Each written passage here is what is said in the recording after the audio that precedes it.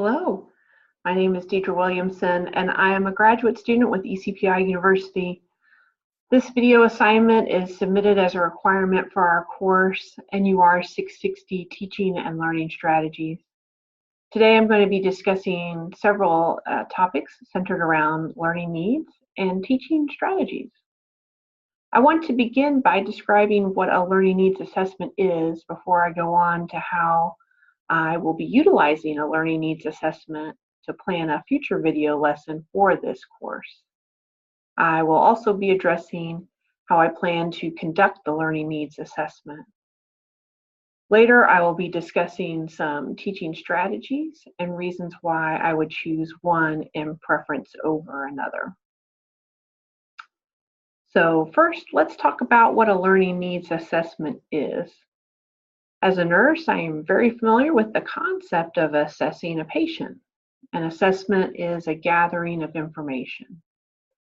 As I looked for information on the topic of learning needs assessments, I found some somewhat similar definitions. In her 2016 article for the Journal for Nurses in Professional Development, author JoBeth Pilcher relayed that a learning needs assessment is a structured approach to determine individual or organizational educational needs. Pilcher further points out that the learning needs assessment is an essential first step in planning what lessons are needed and the priority in which they are presented. As I researched the definition of a learning needs assessment, a few common themes appeared in the three sources I reviewed. The learning needs assessment should be able to identify the knowledge gap. This was identified both in the work by Pilcher and in a 2011 article for the Journal of Palliative Medicine by Drs. Hauer and Quill. A learning needs assessment can be done in all areas of education for many audiences. One resource I reviewed was a 2016 fact sheet produced by the University of Manitoba's Faculty of Medicine. According to the fact sheet, the learning needs assessment should also include measurable learning objectives and an estimation of resources required. Just as a thorough physical assessment helps me better understand the needs of my patient, a systematic learning needs assessment will help me plan the 10-minute video lesson to be presented in week 5 of this course. The learning needs assessment helps me to target a priority learning outcome so that I can deliver an educational product that meets the student's needs. As Ms. Pilcher states in her article, lessons are costly to develop in time and resources. Using a learning needs assessment is an essential tool to promote efficiency and efficacy of a lesson. In the work by Drs. Hauer and Quill, several methods of collecting needs assessment data are reviewed. They include objective information such as test scores and subjective information in the form of surveys, focus groups, and interviews. Both Pilcher and Drs. Hauer and Quill pointed out that surveys are a quick way to reach many people, but the disadvantages are that the learners have to be able to self-identify their learning needs, so the quality of data obtained from these surveys is often limited. Prior to this assignment, I had already seen that the students in my preceptor's Foundations of Nursing class at Towson University were lacking in some fundamental test-taking skills. In keeping with the planned week 5 assignment, I will be addressing NCLEX preparation. I would like to further refine what I will be addressing by performing a learning needs assessment. I plan to address 2 focus groups. One group will be randomized from the Monday classroom session, and the other from my preceptor's clinical group.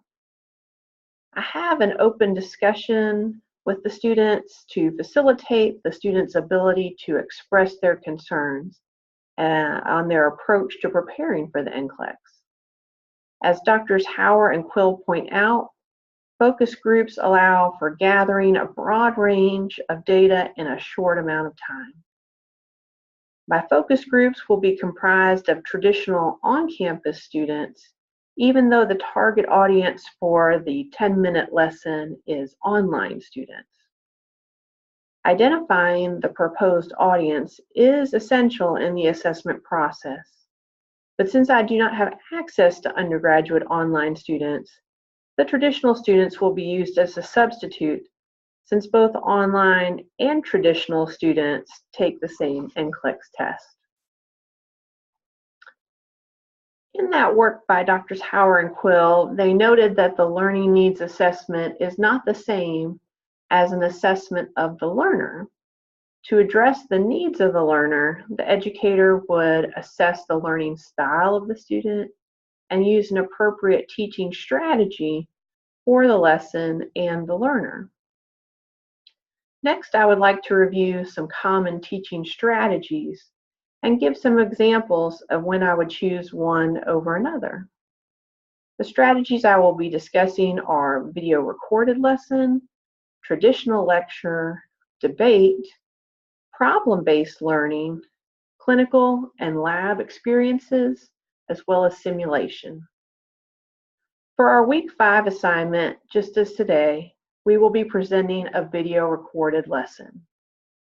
A video recorded lesson has the advantage of being available on demand, but leaves little room for student interaction with the instructor or other classmates. Because the student may return to the video for reference later, there is an advantage to this strategy over a traditional lecture. Now, traditional lecture is still used by many instructors as the best way to get out the most information to a large audience in a timely manner. And that's according to our textbook, Innovative Teaching Strategies in Nursing and Related Health Professions by Bradshaw and Holtquist. Traditional lecture, though, has its downfalls, and one shocking statistic from Bradshaw and Holtquist was that 80% of lecture material is not retained past one day. Debate is a teaching strategy reserved for subject matter that has defendable positions such as ethics and practice. Bradshaw and Holtquist do point out that one advantage of debate is that it encourages a student's public speaking skills. Problem-based learning is a teaching strategy that requires the instructor to act more as facilitator.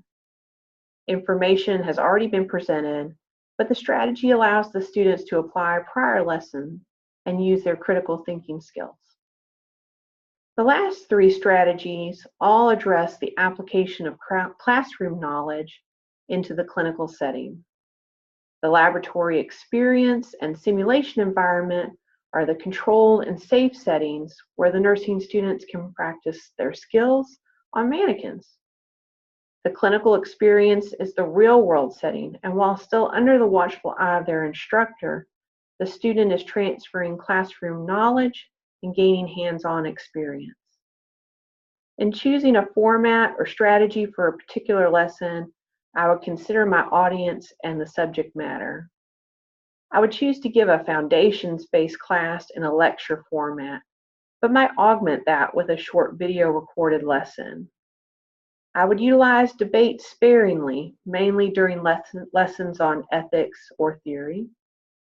I can see the similarity of using problem-based learning and unfolding case studies in the classroom or in a pre-conference leading up to a simulation experience. The simulation experiences are another effective way to hone a student's critical thinking skills. The laboratory experience is a preferential strategy for teaching basic nursing skills. And the in-hospital clinical experience is the ultimate proving ground for evaluating the transformation of the student's classroom knowledge into practical experience.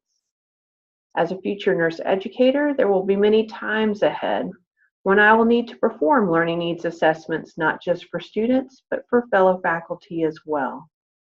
Understanding the key components of a nursing needs assessment is essential in planning a productive lesson. The delivery of the lesson in an effective manner is dependent upon selection of the appropriate teaching strategy. These topics discussed today show briefly the skill and knowledge needed to be a successful educator. Thank you for your attention.